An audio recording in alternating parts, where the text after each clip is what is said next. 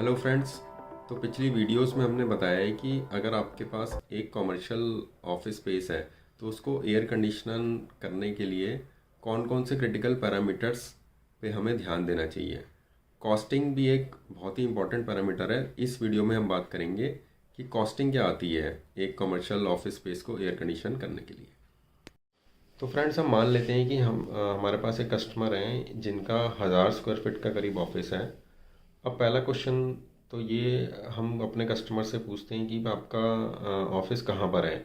या तो office stand alone होगा, मतलब इंडिपेंडेंट एक जगह पे होगा, या फिर एक मॉल में होगा जहाँ पे आपका चिल्ड वाटर की प्रोविज़न होती है। तो दोनों केसेस में हम ये समझते हैं कि कितनी कॉस्टिंग आएगी उस ऑफिस को एयर कंडीशन करने की।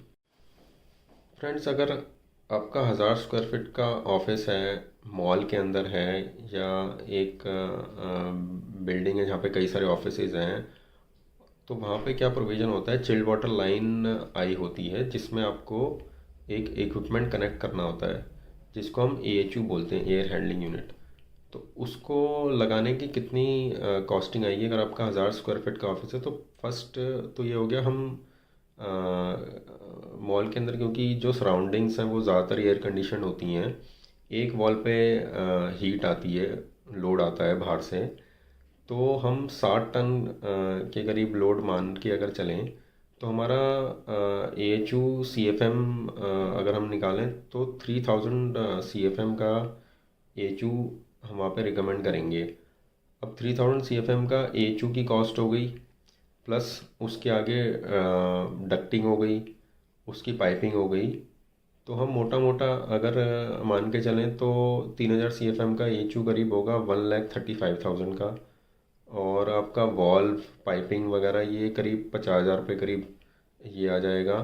Plus ducting around 50-60 square metre ducting होगी, वो करीब 1 लाख रुपए की आ जाएगी।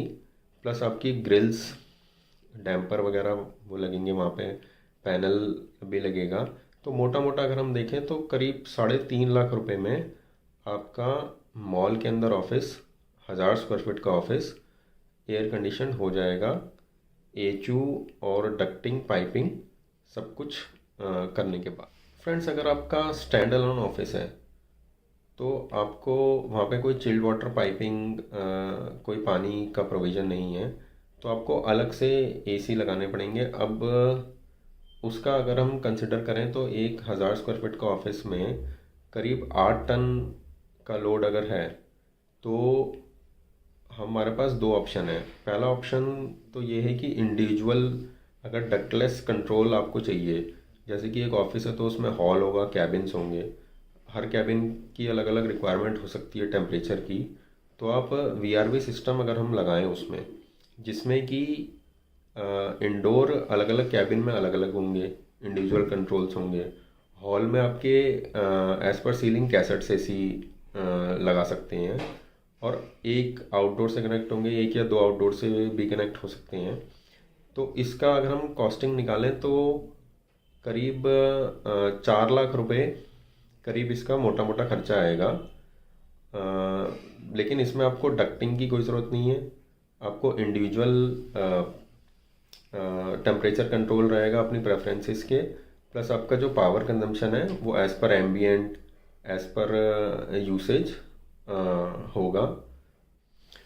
तो फ्रेंड्स, अगर अगर ये स्टैंड अलोन ऑफिस में आप डक्टिंग सिस्टम की कॉस्टिंग की अगर हम कंसिडर करें तो हम दो डक्टेबल इंडोर यूनिट्स के साथ VRV सिस्टम भी लगा सकते हैं।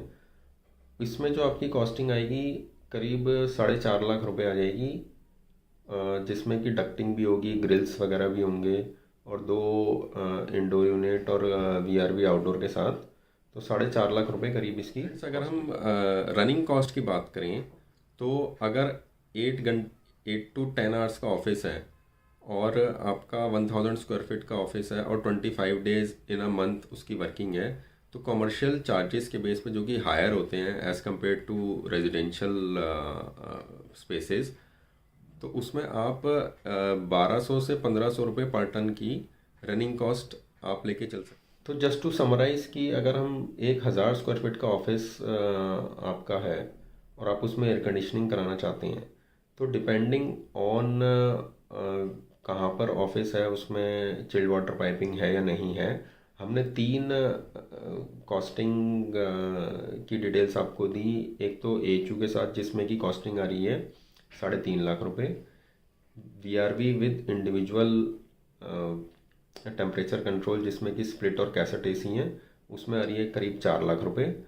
और डक्टिंग सिस्टम के साथ अगर आप जाते हैं विद ग्रिल्स डिफ्यूज़र वगैरह स्टैंड अलोन ऑफिस में, तो करीब 4.5 लाख रुपए। तो ये हो गई कॉस्टिंग की बात। बाकी और भी कई सारे पैरामीटर्स हैं, जैसे कि एप्लीकेशन है, अगर पाइपिंग ज़्यादा लंबी है या कुछ कम है, या फिर वहाँ पे फॉल सीलिंग के बेस पे अगर कुछ हमें डिसाइड करना है, तो ±10% 15% इसमें हो सकता है। थैंक्स।